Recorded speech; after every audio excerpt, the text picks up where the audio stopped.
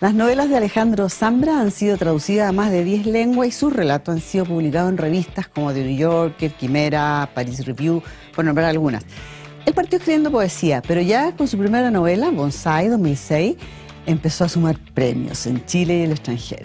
Quizás se acuerdan de la película de Cristian Jiménez, que fue presentada en Cannes, nada menos. Digo, siguió sumando premios, como Formas de volver a casa, La vida privada de los árboles, que son sus dos siguientes novelas.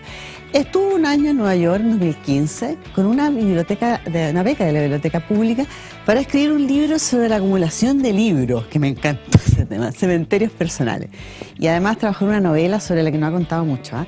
Y más importante, allí conoció a la ensayista mexicana Yasmina Barrera, con quien se casó. Ahora esperan un hijo. Así que se nos quedó en México. Vino a presentar la reedición de Mudanza y aprovechamos de invitarlo. Pero y como dice que para él dar entrevistas es lo contrario de conversar, le pedimos a su amigo Diego Zúñiga, periodista, también escritor, editor de Cultura ¿Qué pasa?, que nos acompañara para que esto sí fuera una conversación. Volvemos enseguida. Bio Bio TV y Universidad Finisterra presentan Del fin del mundo, un espacio para el teatro y la literatura. Conducen Ana Josefa Silva y Marco Antonio de la Parra. Al final ella muere y él se queda solo, aunque en realidad se había quedado solo varios años antes de la muerte de ella, de Emilia. Pongamos que ella se llama o se llamaba Emilia y que él se llama, se llamaba y se sigue llamando Julio. Julio y Emilia. Al final Emilia muere y Julio no muere. El resto es literatura. 2 puntos. Así empieza Bonsai, la primera novela de Zambra que nos sorprendió en 2006. En el escaparate, digamos, y que para todos fue un impacto, ¿no? El efecto Zambra, como lo llamo yo. ¿Qué te pasó a ti, Diego, cuando leíste Bienvenido primero, muchas gracias. Gracias por la invitación. El efecto Zambra, Bonsai 2006, sí, pues hace ya mucho tiempo, ¿no?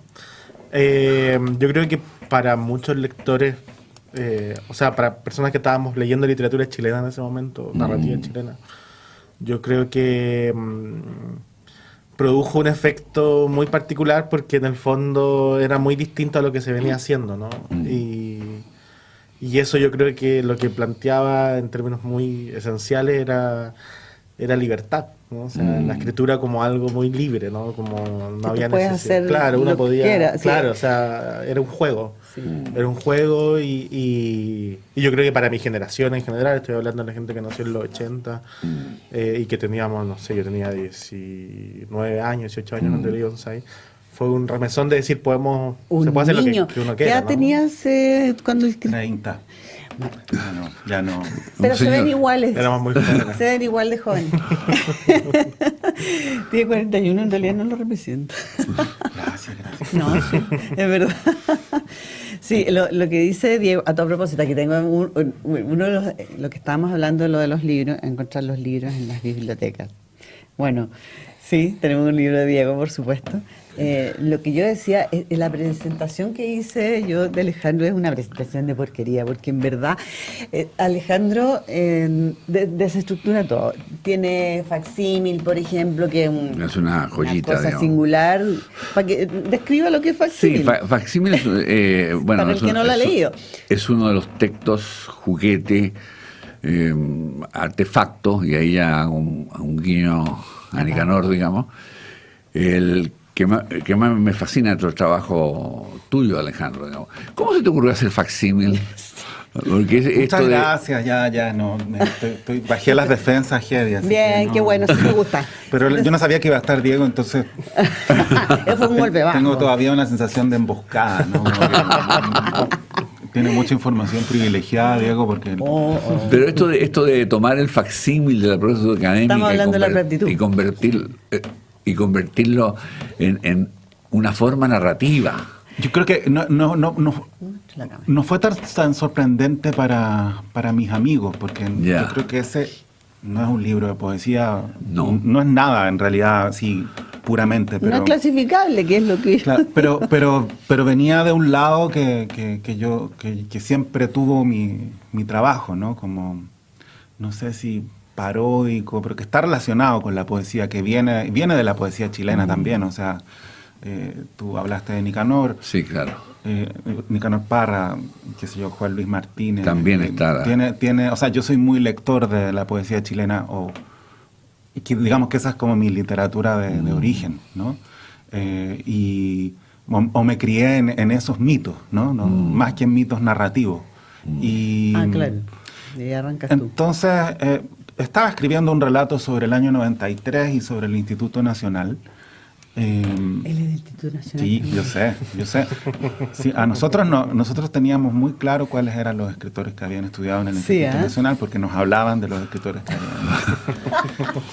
Y presidiste la Academia de Literatura. Eso es algo de lo que preferiría no hablar. No, pero claro, iban escritores también. Estaba pensando estos días sobre eso, como los primeros escritores que uno conoció.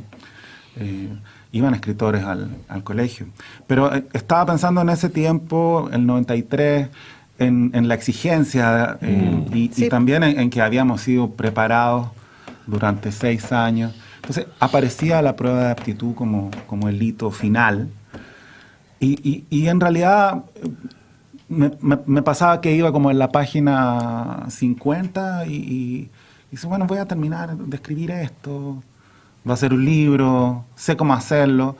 Y empecé a odiar lo que había hecho. O sea, esas 50 páginas que en el fondo yo siempre quisiera que escribir, yo quiero que escribir siempre sea algo nuevo y aprender y tener esa sensación de principiante todo el tiempo. La intensidad. Dije, no, esto no sirve, ¿no? Y me frustró mucho, y a la vez tenía 50 páginas, que no es que sea muy fácil para mí llegar a la página 50, ¿no? Entonces dije, hay algo ahí que está como viciado, porque ya sé cómo hacerlo, y se parecía mucho a algunos relatos de mis documentos, y entonces lo iba a abandonar, pero seguía, ¿no? Hasta que un día en la noche, así medio frustrado, empecé a imitar ejercicios, ¿no? A jugar con eso, a jugar. Y me demoré como una semana en darme cuenta que ese era el libro, ¿no? Al principio fue un proceso muy gozoso de imitar voces, porque, bueno, nos gusta imitar, ¿no? Nos gusta imitar las voces de los profesores, imitar... No te divertiste. Sí, y después ya era un poco más heavy, porque era imitar la propia voz también. O sea, es un libro en ese sentido muy extremo, o sea, muy mala onda conmigo mismo, creo yo, así. Voy a mostrártelo porque, o sea, para la gente que, si no lo han leído, por favor háganlo. Es eso, él toma preguntas inventadoras, ¿no? De lo que era la prueba de aptitud, que por lo demás como la PSU también, ¿no? Y las alternativas, etcétera. Es como dice Marco Antonio, tendríamos que llamarlo artefacto, pero es un libro que tiene mucho contenido finalmente. O sea, pues igual no estamos jugando ahí, como dices tú, en un momento que claro, estás elaborando. Yo lo leo ahora y lo encuentro súper fúnebre y... fúnebre, lo encuentras así como... Sí, estaba todo muy mal, ¿no? Muy pesimista. No digo que ahora esté mejor, solo que... No, pero es un libro bien tremendo. ¿Cómo lo encontraste facsímil? Sí, es una... Perdón, tú diste la PSU. Yo di la PSU. ¿Viste? Esta es la prueba de aptitud, pero es la misma cosa. No lo entendió. ¿No? Yo creo que sí, partí ahí en contra, ¿no? Claro. No, me pareció efectivamente un libro muy oscuro. Y a mí me gustaba mucho la parte de los juegos, que en el fondo era evidentemente un regreso de Alejandro a la poesía, que en realidad más que un regreso yo creo que nunca lo he dejado. Nunca te has ido de ahí, pero en el fondo esto igual era una forma de mostrarlo de una manera más explícita, ¿no? Sí. Y yo creo que además esos juegos, sobre todo porque en el fondo el libro, claro, la última parte, que son los textos más largos, ahí son 3 cuentos, en el fondo uno los podría mirar.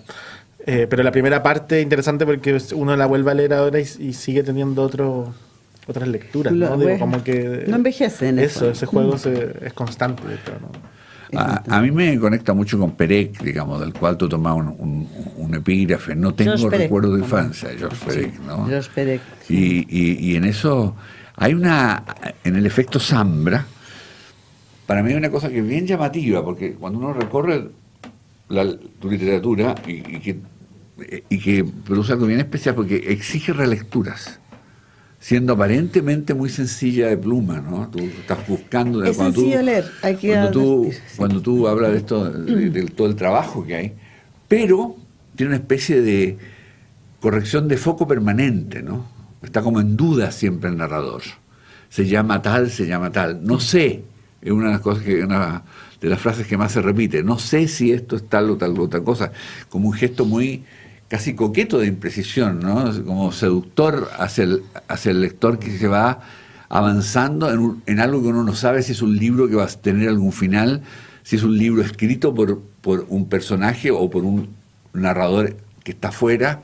Y esto va produciendo cierta fascinación que hace que de repente cuando uno termine el libro se dé cuenta de pronto que quizás necesito releerlo para saber lo que era, porque más bien está jugando con el no ser.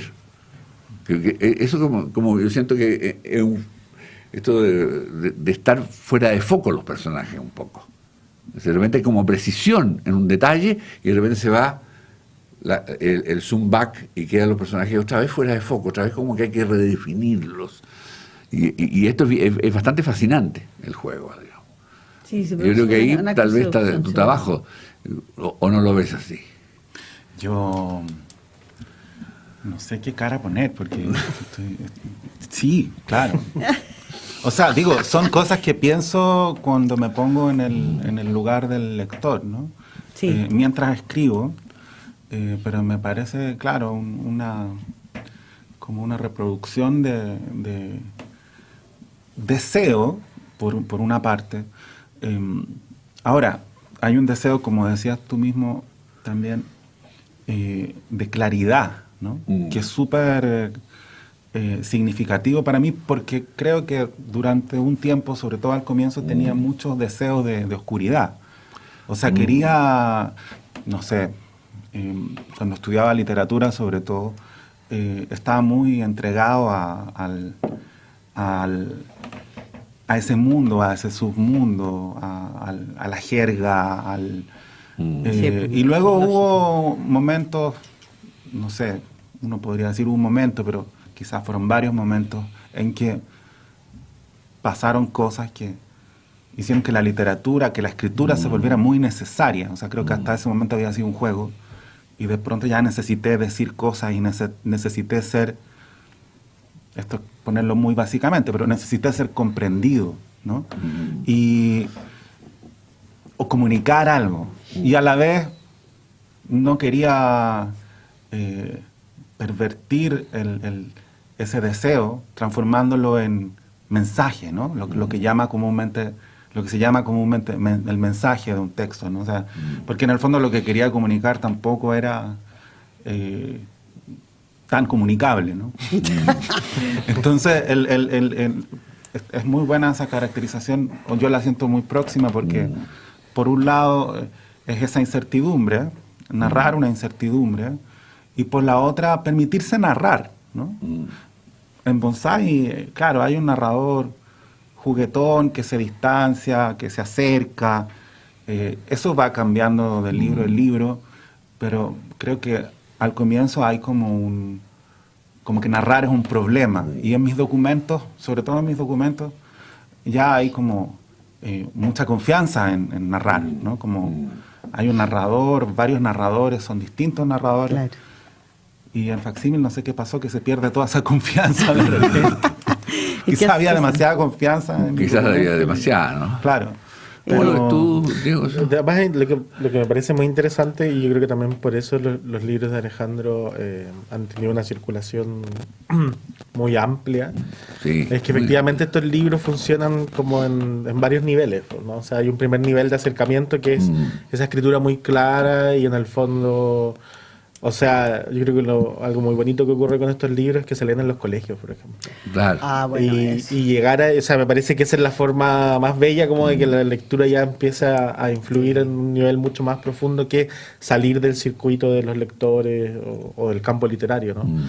Y claro, y un chico yo tengo una sobrina que leyó Formas de volver a casa, o sea, en tercero medio, estamos hablando de 16 años. Y claro, la escritura de Alejandro permite una lectura de un niño de 16 años que quizás tiene muchas menos experiencias, que evidentemente lo que se está contando es de otra generación, pero Sí, esa primera pero lectura es muy cercana, ¿no? Digo, es que lo que tú dices de Forma de volver a casa, me pasó y yo creo que en general, siendo muy sorprendente y original, es muy sencillo de leer, efectivamente. Y Formas de volver a casa, que tú lo mencionas, efectivamente es el relato, en cualquier relato de un niño, no importa. Yo soy como los fenicios, hablo siempre del cine, perdón. Pero hay películas que a mí me llegan cuando hablan de adolescentes, por ejemplo, ahora recién que se está por estrenar, de adolescentes, uno los reconoce, aunque sean en Brooklyn, o que sean acá. ¿Y por qué? Porque está contado desde la experiencia verdadera. Y el caso Alejandro, como que parte de su experiencia verdadera, Maipú, tú viviste en Maipú y describes eso, es como reconocible y le pasan cosas que le pasan eso y entonces lo reconocen.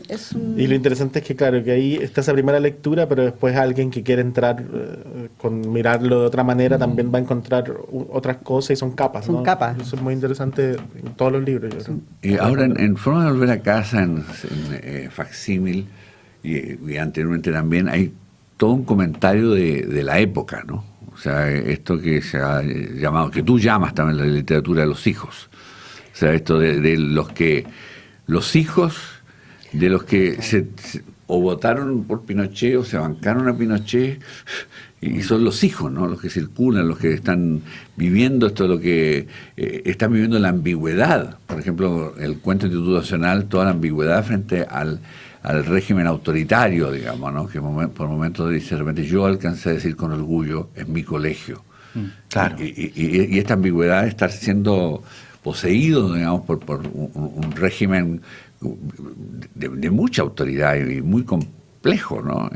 Entonces, a mí me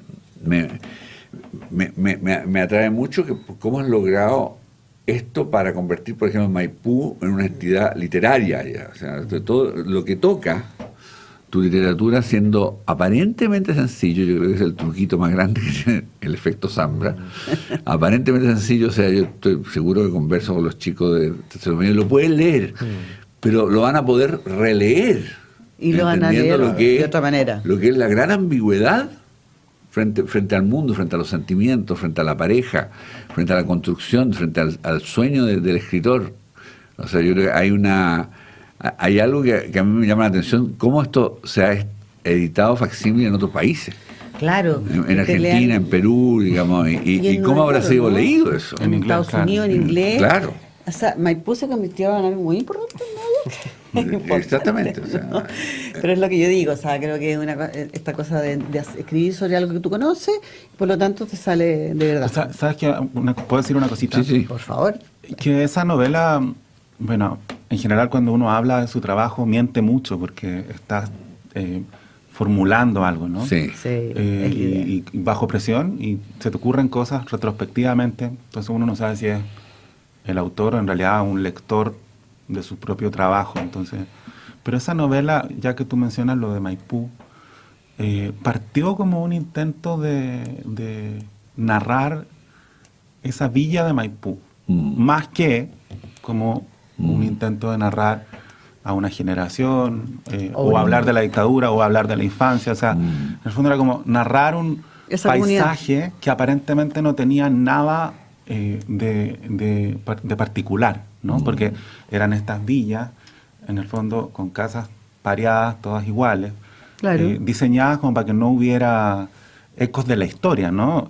Efectivamente, el otro día leí que alguien sacaba conclusiones muy, muy sofisticadas respecto de los nombres de los pasajes y de las calles. Pero esas calles efectivamente se llaman así.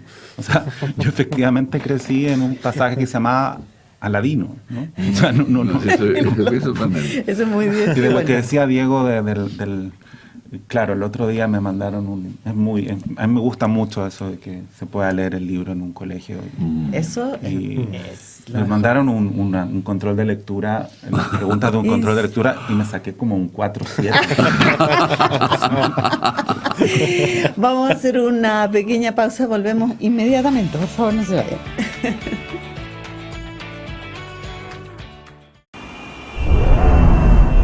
Si eres una persona comprometida con el desarrollo de los demás, si eres de los que piensan que las personas deben ser motivo, centro y fin de nuestras acciones, si eres de los que ven su profesión como una oportunidad para aportar a la sociedad, entonces la Finis es tu lugar. La primera vez que vi un computador fue en 1980, a los 4 o 5 años. Pero no es un recuerdo puro. Probablemente lo mezclo con visitas posteriores al trabajo de mi padre en la calle Agustinas. Recuerdo a mi padre con el cigarro eterno en la mano derecha y sus ojos negros fijos en los míos mientras me explicaba el funcionamiento de esas máquinas enormes. Esperaba una reacción maravillada y yo fingía interés, pero apenas podía me iba a jugar al escritorio de Loreto, una secretaria de melena y labios delgados que nunca se acordaba de mi nombre. Mi madre no escribía a máquina por algún trabajo remunerado. Lo que transcribía eran las canciones, los cuentos y poemas que escribía mi abuela, que siempre andaba postulando a algún concurso o empezando el proyecto que por fin la sacaría del anonimato. Recuerdo a mi madre trabajando en la mesa del comedor, insertando cuidadosamente el papel calco, aplicando con esmero el típex cuando se equivocaba. Tecleaba siempre muy rápido, con todos los dedos, sin mirar el teclado. Quizás puedo decirlo de esta manera. Mi padre era un computador y mi madre una máquina de escribir. Así conmueve tu trabajo, digamos. Y así yo me pregunto cómo ha sido recibido en otras partes, porque ha sido traducido, e incluso más de algún crítico por ahí te ha colocado como en la fila después de Bolaño, que es como una responsabilidad. Bolaño es como un transatlántico y te colocan en la fila del transatlántico, o sea, del portaaviones. Y no sé cómo te sentiste con esa comparación. A mí me gustó mucho Bolaño y es un poco... No te puedes tomar en serio la comparación, básicamente. Sí, claro. Y también creo que no porque te pregunten mucho por Bolaño vas a empezar a hablar mal de Bolaño también, ¿no? Porque esa es la tentación, así como, mira, yo soy distinto, qué sé yo, ¿no? No tiene mucho sentido porque... Y a la vez también tiene que ver, sobre todo afuera, con una cuestión medio insular, ¿no? O sea, sí. Que, por ejemplo, de qué se habla, bueno, descubrieron, cada cierto tiempo descubren autores, pero en realidad los descubren medio tarde, pero piensan que no sé, esa cosa tan centrada en sí misma, sobre todo en Estados Unidos, ¿no? Que, sí, es verdad. Después hace poco descubrieron a Clarice Lispector, ¿no? Claro. Y bueno, que estaba totalmente descubierta todo el tiempo. Estaba ahí, digamos. En muchísimas lenguas a la vez, ¿no? Entonces, Bolaño fue un autor que mi generación leyó cuando teníamos 20 años. Sí. Y que fue importantísimo. Sí. Pero ya lo conocíamos bien cuando apareció. O sea, no me importa mucho la verdad, ¿no? Además, igual la literatura chilena de algún modo tiene esos movimientos siempre, como tiene a este superstar que es Neruda, Claro. y luego el Parra, es como esta idea de la competencia que es un poco desagradable, como de titanes del ring. Sí. Existe y yo creo que hay que romper con eso. O sea, sí. Pues te decía, si te preguntan mucho por Bolaño, uno obviamente se puede cansar de que te pregunten. Sí. Pero no por eso vas a relativizar el valor. Y una cosa que tiene Bolaño que a mí me interesa mucho es que no es tan fácil de catalogar, ¿no? Sí. No sabes bien lo que estás diciendo cuando dices que algo es bolañano, por ejemplo. Sí. ¿No? O sea, es un buen punto eso, efectivamente, que yo te creo que se puede aplicar a ti. Porque creo que ok, tienes un estilo, uno puede reconocer esto que decía Diego, que hay una sencillez que permite, por ejemplo, un chico de tercero medio lo lea muy tranquilamente, pero tiene su espesor si tú indagas un poquito más. Entonces tiene eso. Pero además tú te mueves con mucha tranquilidad de un lado a otro, porque tú partes con la poesía, haces cuentos, haces esto que es facsímil, que no tiene una clasificación, haces una novela, te metes en el cine, como decía, hiciste un corto y Diego estaba en el corto, ese sí, era tu amigo. Súper bien informado. Demasiado, diría yo. Sí, estaban tus amigos, está Diego. No lo has mostrado ese corto. No lo he terminado. ¿No lo has terminado? Pero lo quiero terminar porque uno de los protagonistas, un amigo que lo ha pasado mal el último tiempo, Jorge Becker. Jorge Becker. Sí, claro. Y él lo hizo, fue súper generoso. Porque incluso hizo la asistencia de producción, o sea, como, sí. Jorge Becker está en Vida de Familia, sí, la película. Claro. ¿Podemos mostrarla? Sí. ¿Podemos el tráiler de Vida de Familia? Vida de Familia se estrenó en enero de este año, acá en Chile. Es una película de Alicia Skerson y Cristian Jiménez, con Blanca Lewin, Cristian Carrasco y Jorge Becker, que es, a ver, ahí aparece, está tal cual lo que sale en el libro. Ahí está. Y recuerdo que hicieron en algún momento una función a beneficio, porque tiene una enfermedad complicada, súper complicada, súper rara. Como digo, se estrenó a fines de enero. Me llamó la atención acordándome, tú lo escribiste el guión. Vida de Familia está acá en mis documentos, es el que está en mis documentos. Y después me sorprendió darme cuenta que sí que está bastante fiel a lo que relata en Vida de Familia, pero solucionan bien el tema de la imagen, porque al final esto hay que trasladarlo a una imagen, ¿no? Bueno, son talentosos, Alicia Skerson, Cristian Jiménez, son gente con buenos cineastas. Potente. Ahí está. Las mentiras no duran para siempre. Él está muy bien, Jorge Becker está... Sí. Ese casting, ese casting lo hicieron la Alicia con Cristiano, tú te hiciste amigo de Jorge Becker después del... No, de él antes. Antes, era amigo tuyo. Y el protagonista estaba siempre la idea que fuera Jorge. Hubo casting para los otros roles. Pero Blanca también estaba también de antes de que se discutieran.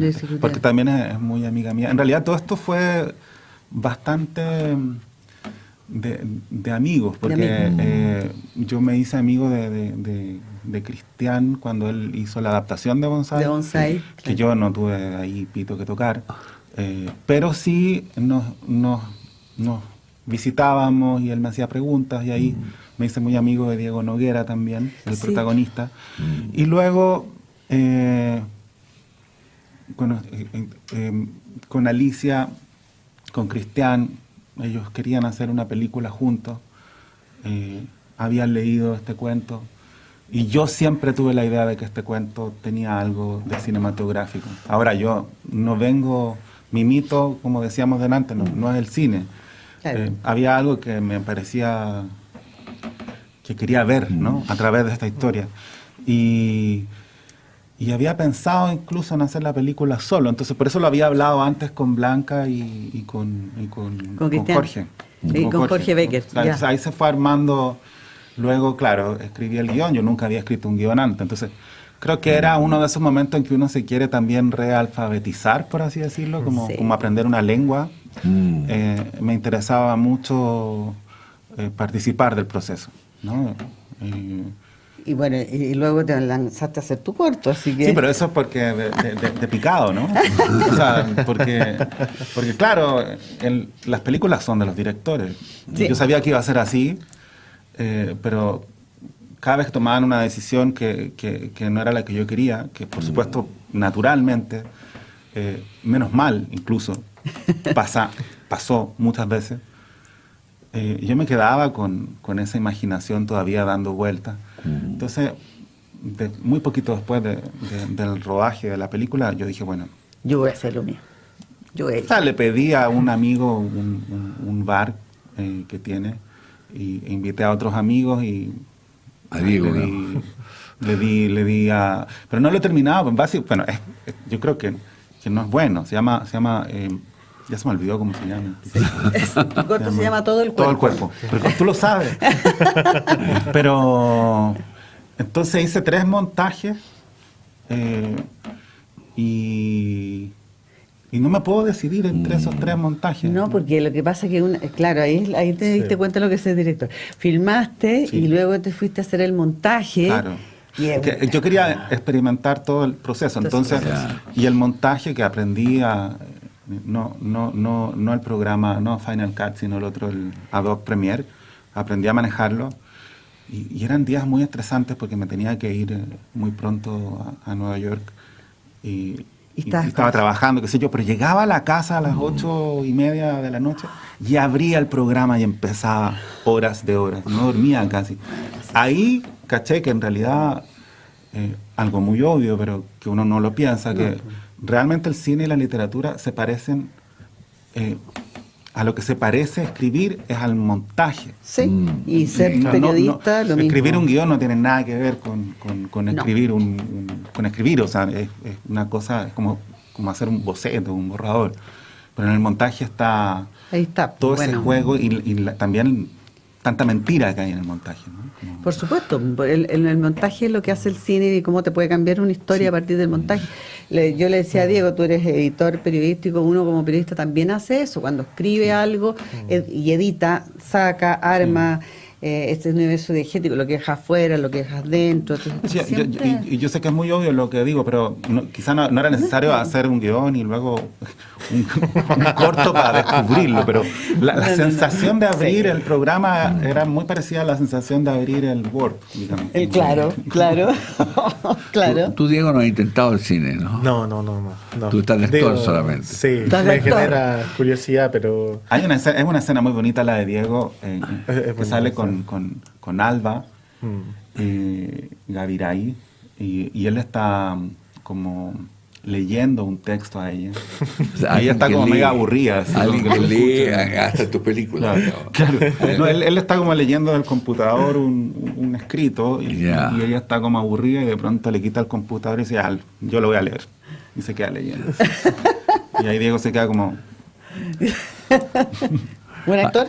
Sí, bueno. Buen actor. Entonces... hay muchos escritores que tú citas de pronto en la entrevista, ¿no?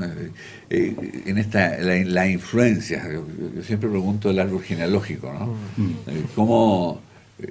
si se lo pregunto a Diego, ¿cómo lo ves en Alejandro? Te lo pregunto a ti mismo, ¿no? O sea, tu árbol genealógico, tus abuelos literarios, tus parientes, tus primos literarios, digamos, tus papás literarios, ¿dónde te reconoces? ¿Y qué le reconocemos a él, digamos? Porque cita autores, eres un lector voraz, entonces eso es bien interesante. Pero ¿puedo interrumpir una cosa? Sí, es verdad que Alejandro cita, y lo que decía al comienzo, pero no tanto como para alejar a la gente, porque todo lo contrario, las personas que estudian literatura, como dices tú, les pasa eso, que tienen tanto mundo ahí, digamos, que hay un momento que tienen que desprenderse un poquito de esa carga, o sea, porque las referencias sirven, porque el gallo que lee, si tú le dices Pérez o no sé qué, lo sitúas en alguna parte, pero no es tanto como para alejar. Y también el distanciamiento es distinto. No sé en realidad qué iba a decir. pero si citas bandas de rock está todo bien, y si citas autores... No. Y es en ese tono.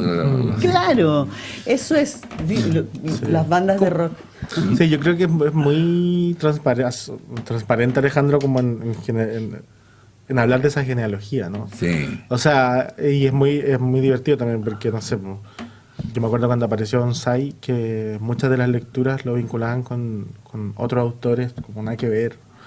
Me acuerdo que se habló mucho de Raymond Carver, por ejemplo, ¿no? Claro. Y Bonsai es un libro súper chileno. O sea, y de hecho... Aunque, a propósito de Carver, por ejemplo...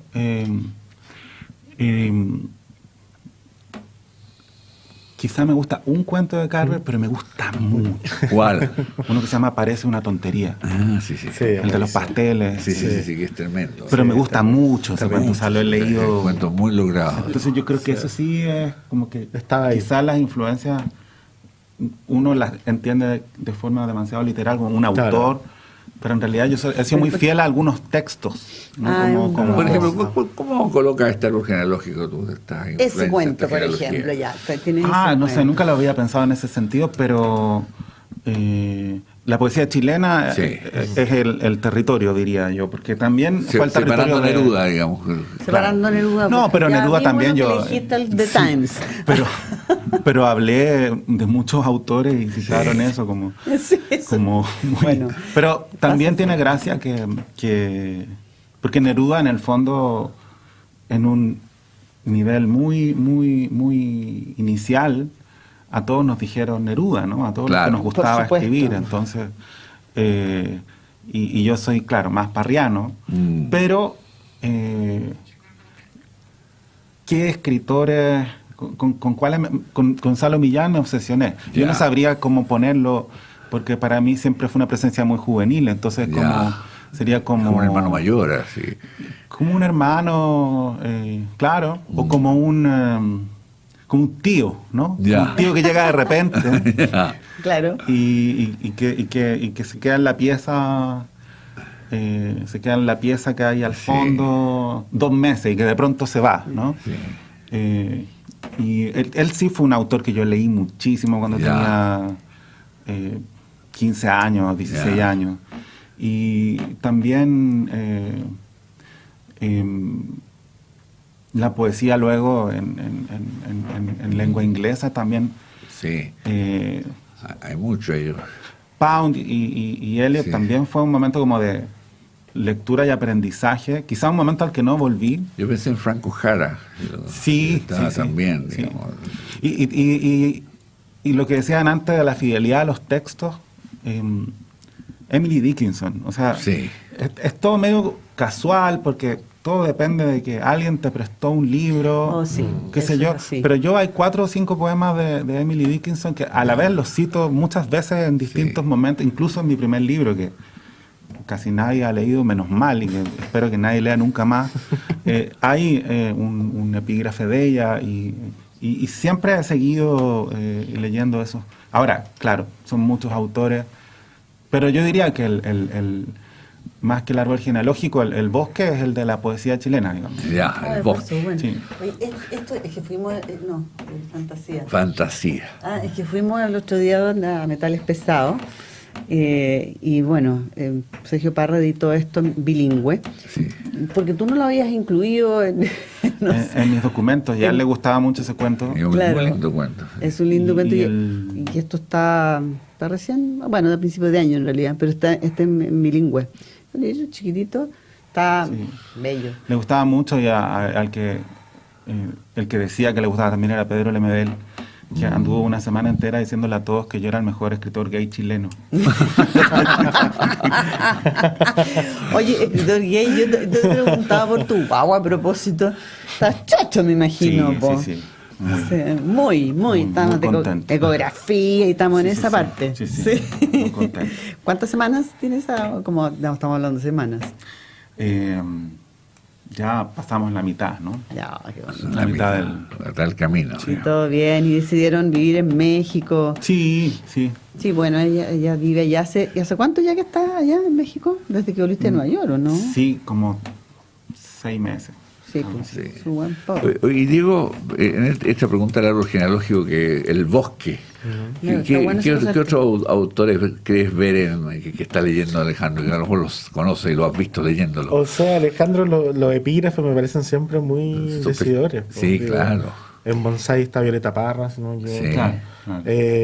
En Forma de volver a casa está Benjamin. Sí, está, mira. Sí, tiene montones de O sea, es como verdad. que uno va ahí armando ese... lo de la poesía. A mí lo que me interesa también del proyecto de Alejandro, que yo creo que también fue muy importante cuando lo empezamos a leer, era que era uno de los pocos narradores que tenía conciencia de la tradición. chilena, ¿no? Sí, sí. Evidentemente, en esa tradición uno obviamente se obnubila por la poesía, porque tenemos una tradición de poesía que es muy única. Pero también uno ve un trazo en la narrativa, ¿no? O sea, también Alejandro ha mencionado a González Vera muchas veces. Claro, González Vera, Enrique Lin, Enrique Lin. era el superhéroe Enrique de mi generación y Claro. mío. Seguramente. Y volvíamos De todas una y otra vez a Enrique Lin. Y eso era muy bonito igual verlo, porque en general lo que nos pasaba cuando yo tenía 18, 19 años, leía literatura chilena, y los escritores de ese momento, los narradores, nunca hablaban de la narrativa chilena. O sea, era José Donoso y nada claro, más, ¿no? claro. Y en el fondo terminaba. es interesante que después, no sé, pues uno con Alejandro también pudiera llegar a Manuel Rojas, a Carlos Droguén, a María Luisa Bombal. claro. Como que igual hay una línea.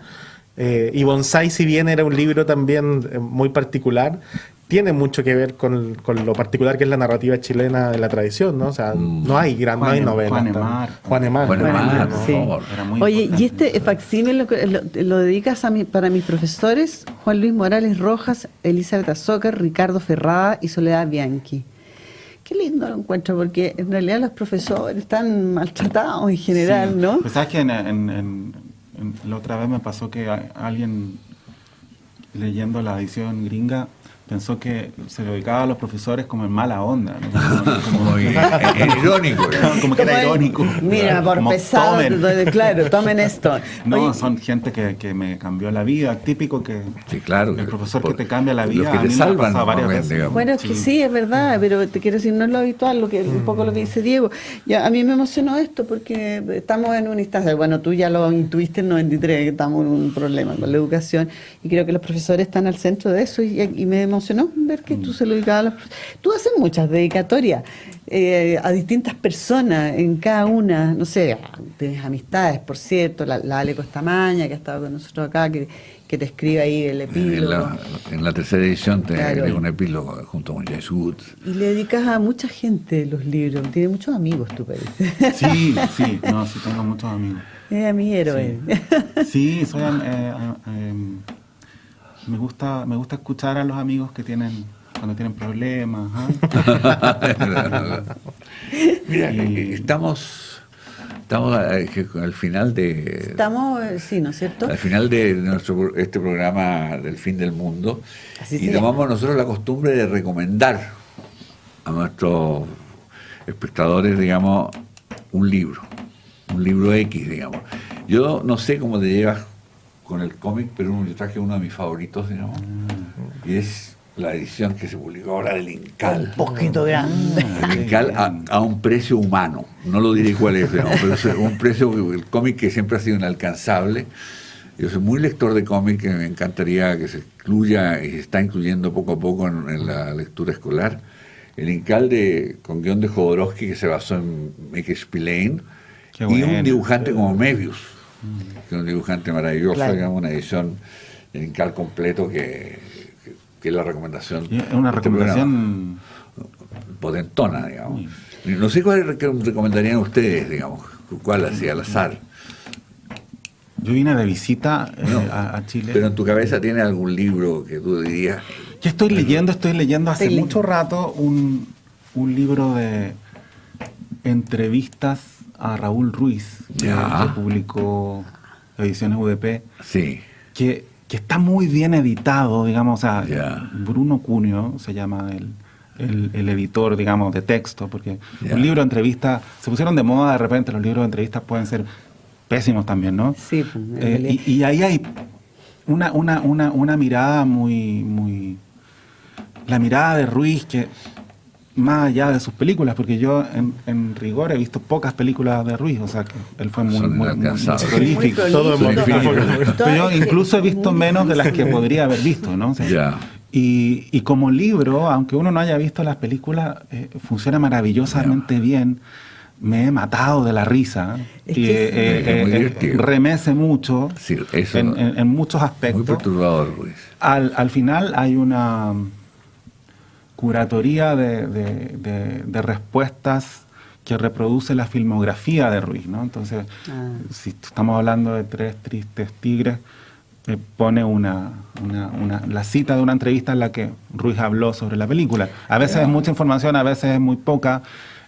pero el personaje brilla y es un libro además sugestivo que te plantea problemas de composición artística, además de que es muy divertido. O sea, es cierto, bueno, es como los libros de Ruiz son en general, por ejemplo, de esos libros de conferencia, que imagina que tú juntas unas conferencias y son fantásticos, son los más iluminadores que hay. Es tan creativo, en realidad pero es todavía, yo creo que está, ¿no? El libro es inmortal. Sí. ¿Y tú qué recomiendas? Pensando en Ruiz, para hacer una acotación que me acordé, ahora supe hace poco que se van a publicar los diarios. Muy pronto, o sea, sé que están casi listos. Lo va a publicar la edición UDP también. Buenísimo. También creo que Bruno también fue el que hizo la edición. Trabajo, No sé fecha, no sé en qué fecha. ¿Son diarios de rodaje o diarios? No sé más detalles, pero sé que vienen los diarios, que me pareció muy llamativo, ¿no? Sí. Y libros de este año, o sea, fue a fines del año pasado que lo encontré y que me impactó mucho, que es una selección bastante generosa de los diarios de Paul Letot. Yo me acuerdo que también Alejandro una vez me prestaste de este tamaño, libro. Son 1000 páginas, pero en realidad el diario en francés son muchísimos. Caro, pero es impresionante. O sea, uno puede estar ahí todo el rato. Digo, con esas 1000 páginas bastan, ¿no? Digo, Claro. muy divertido, muy pesado, muy emotivo, muy inteligente. Sí, esos diarios están rondando en algunas librerías, están caros, Sí, pero sí. si vamos a invertir en algo, creo que vale la pena. Estoy de acuerdo. Vamos a invertir. Entonces, Ruiz, y pronuncio en francés, ¿no? Ruiz, Ruiz. Raúl, Claro. Ruiz, Raúl. Letot y Mevis, todos franceses, ¿no? Mevis. Chilenos franceses, ¿no? Que son más curiosos. Bueno, y ya sabemos que están leyendo a Alejandro en los colegios, es un gran tema, es un te digo. tema. Fundamental, si no se lee ahí de pronto. Pero si no lo han leído, es difícil que no hayan leído Alejandro Zambra, pero es bien asomándose. Hay un personaje muy divertido aquí cuando dice, el de justamente de familia, donde dice, aquí me va a mostrar un libro para la gente que no le gusta leer. Es muy graciosa esa parte. Bueno, si usted le quiero decir que leer a Zambra es un agrado. Es sencillo, entre comillas. Sí. No le va a complicar la vida y uno se va introduciendo en esa vida como porque él describe y uno lo siente, lo siente propio por lo que dices tú, que es muy chileno, Exacto. aunque esté en México ahora. Bueno, entrañable. Bueno, se Muchas nos fue el gracias. programa. Muchas gracias gracias por venir. A pesar de gracias a ustedes por la Alejandro. invitación. Un placer. sabremos de ti. Gracias a ustedes por estar con nosotros. Nos vemos en una próxima ocasión. Bio Bio TV y Universidad Finisterra presentó